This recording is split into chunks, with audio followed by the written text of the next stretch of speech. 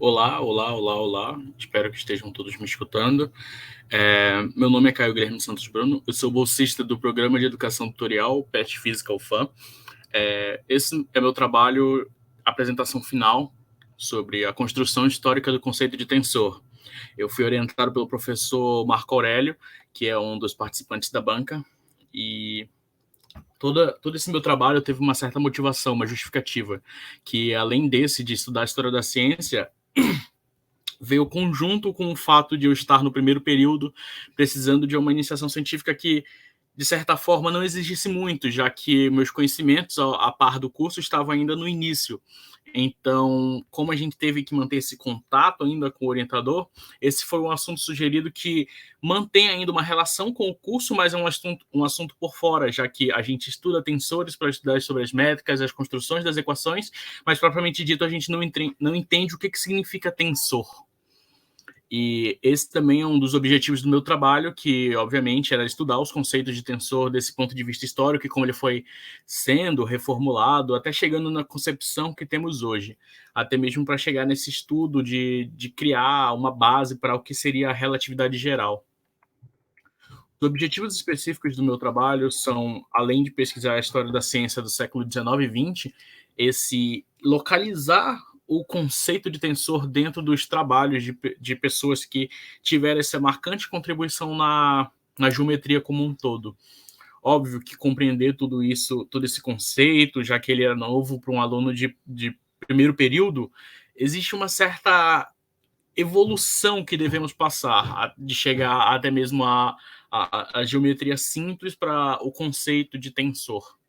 Óbvio que esse objetivo específico também foi formular esse compilado de resultados, até mesmo para mapear e ficar mais fácil a visualização da progressão do próprio conceito. Como é um conceito um pouco abstrato, se tratando mais da parte da matemática, devemos dizer que foi um pouco difícil fazer essa parte sobre a pesquisa bibliográfica, já que exigia um pouco de álgebra 1, obviamente, e isso foi bem requisitado, já que quando eu passei para a álgebra 1, eu fiquei um pouco mais atento sobre o que seria esse conceito. A gente usou também dos fichamentos para poder facilitar a informação de todo o conteúdo da época. E esse estudo veio mesmo com uma concepção do que seria a teoria eletromagnética e até mesmo na mecânica dos meios sólidos, que foi algo que a gente estuda ainda em Física 1. A gente aborda também nesse conceito de metodologia sobre a parte da transversalidade. E você deve se perguntar como assim? Como eu disse no início, conceito de tensor vem de uma propriedade da matemática, a álgebra da matemática. Como acontece muito de conceitos da própria matemática se integrarem no conceito da física, a matemática funciona como um intermeio. Pode ser onde iniciou, ou pode iniciar pela física mesmo, mas elas vão se cruzar em algum momento.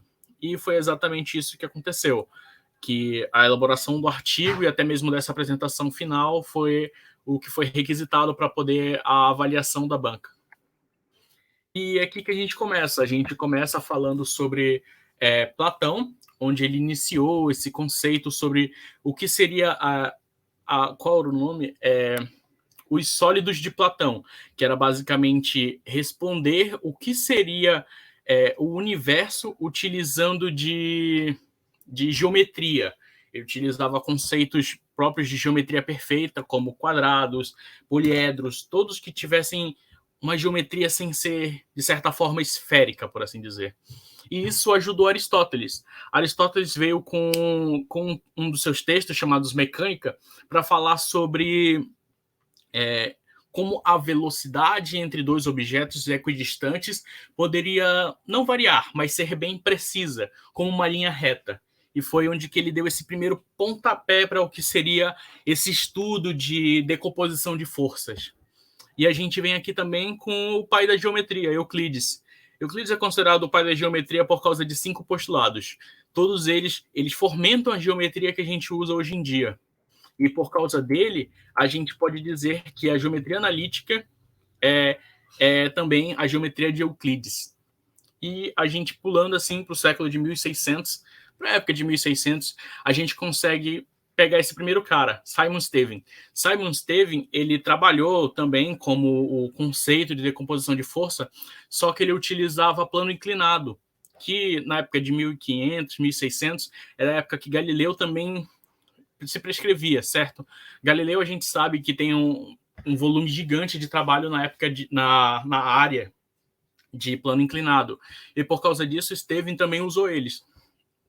Em um desses trabalhos de plano inclinado, Stevens ele formulou o que seria o conceito de vetor de uma forma meio empírica. Ele desenvolveu, propriamente dito, a regra do paralelogramo e tirou dessa própria regra do paralelogramo o conceito de vetor. E isso meio que foi avançando com o tempo, até mesmo a gente chegar a esse cara, René Descartes, que a gente conhece ele como o criador da geometria analítica. Ele utilizou os 5 postulados de Euclides para poder expandir, poder ser mais usual essa álgebra.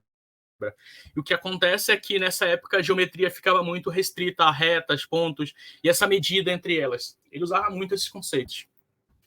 E por isso esse cara, Leonhard Paul Euler, como a gente conhece, ele foi a pessoa que mais publicou de toda a história da ciência. E ele ficou muito interessado nesse conceito de superfícies, curvas, tanto que ele deu um insight. Como assim? Ele deu um insight nesse estudo sobre o que seria o momento de inércia. Ele meio que generalizou esse conceito de momento de inércia para falar sobre um conceito que a gente pode usar em geometria de curvas e superfícies para tensor de inércia, que é algo mais curvo, utilizando uma geometria própria.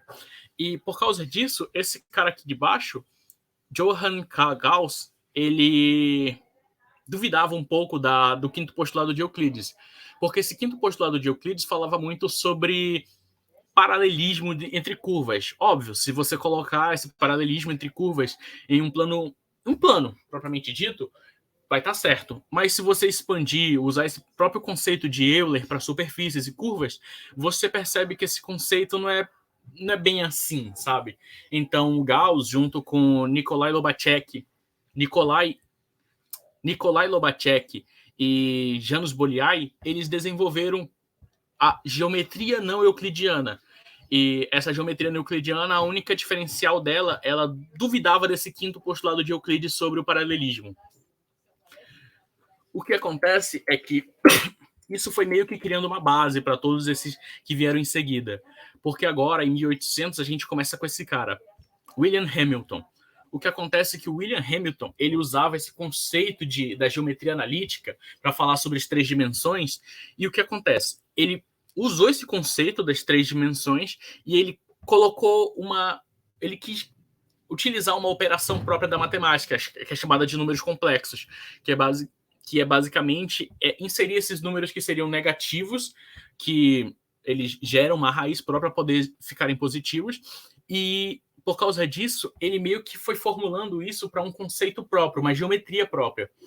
O que acontece é que nesse trabalho de Hamilton, ele usou um conceito de tensor que era basicamente você colocar um número complexo em um módulo e o resultado desse módulo dava a orientação da própria geometria.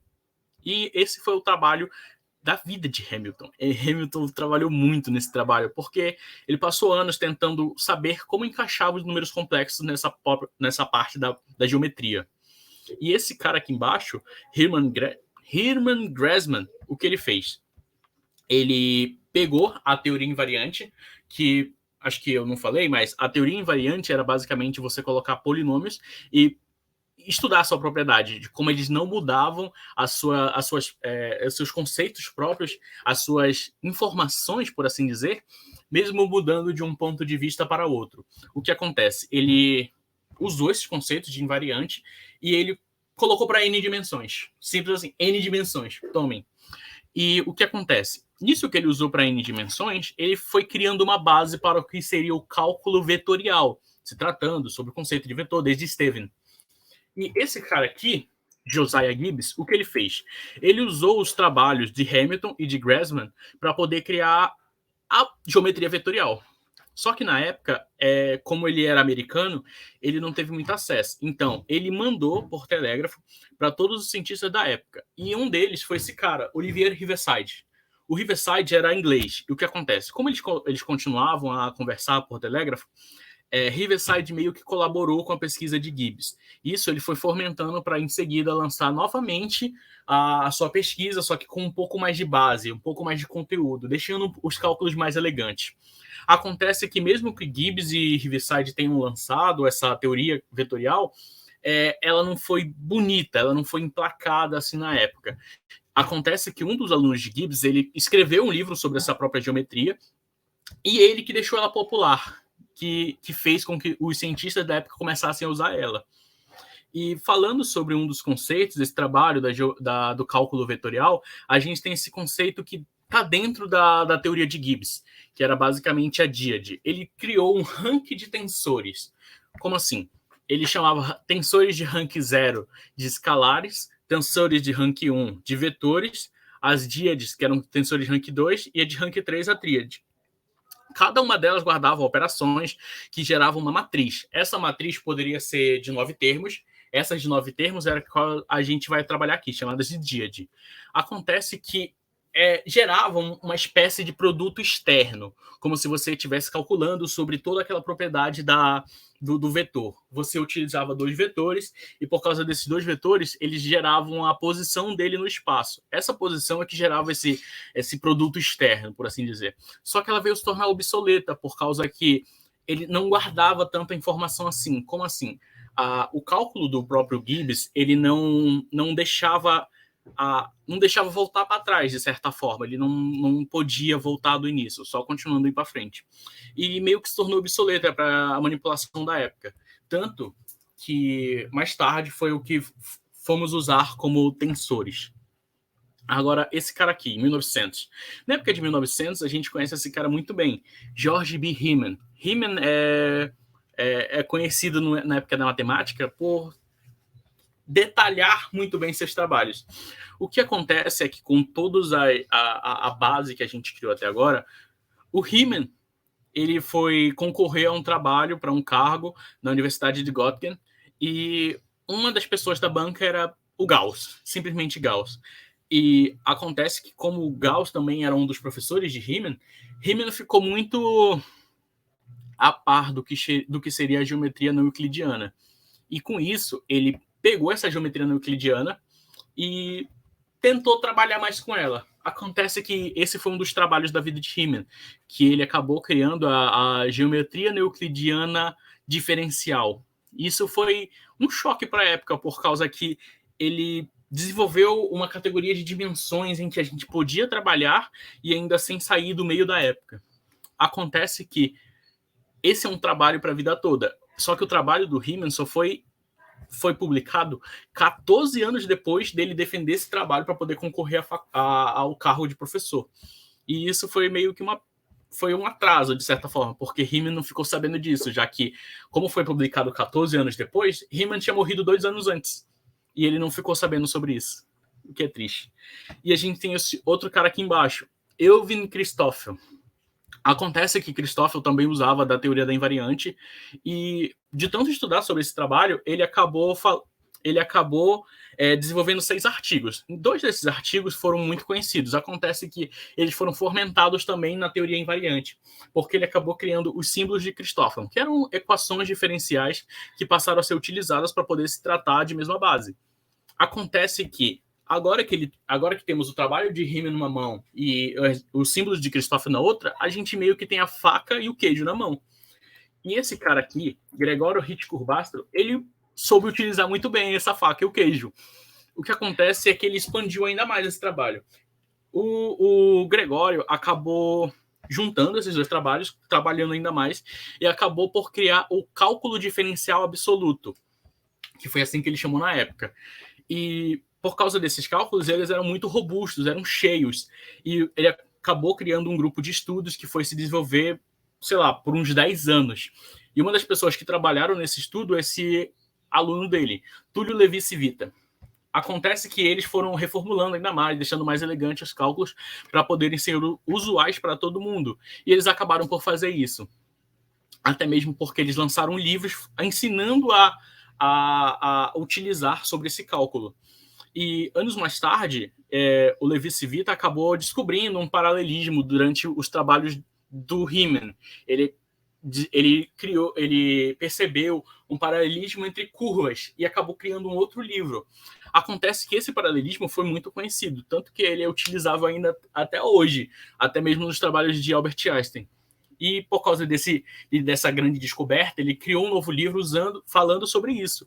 E por causa desse trabalho também, ele continuou mantendo contato com Albert Einstein, que, como a gente sabe, mais tarde acabou por formular a teoria da relatividade geral. Só que a gente não continuou esse trabalho sobre o que seriam os tensores nesse trabalho. Acontece que os tensores que a gente usa hoje em dia foram especificados por esse cara, Valdemar Voigt. O Voigt foi quem delimitou ainda mais os trabalhos do Levi Civita para poderem serem utilizados como é hoje, um cálculo mais robusto e ao mesmo tempo simples de resolver. Só que o Levi Civita não foi a única pessoa que descobriu esse paralelismo do trabalho de Riemann. Outra pessoa também descobriu, outra pessoa também escreveu, só que ele não foi tão citado assim, que é esse cara, Jean Arnold Schouten. Ele percebeu junto um paralelo entre ele e o Civita, e eles perceberam juntos. Só que o trabalho de Schouten foi mais... ele é utilizável por causa de como ele usou a notação. Ele utilizava, entre aspas, para poder falar sobre tensores assimétricos, até mesmo notação de índice, e isso meio que se tornou uma revolução da época para o Voigt.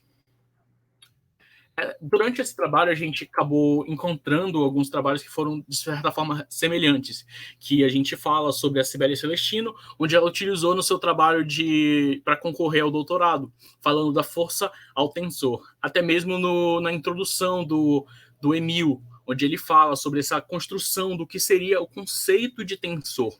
E nesse trabalho da Karin Reisch, que é um trabalho em alemão, um trabalho de TCC, eu não lembro muito bem o que significava a capa, mas ele tem a ver sobre... ele tem mais detalhes sobre essa parte entre Gauss e Riemann. E essas são minhas referências. Obrigado.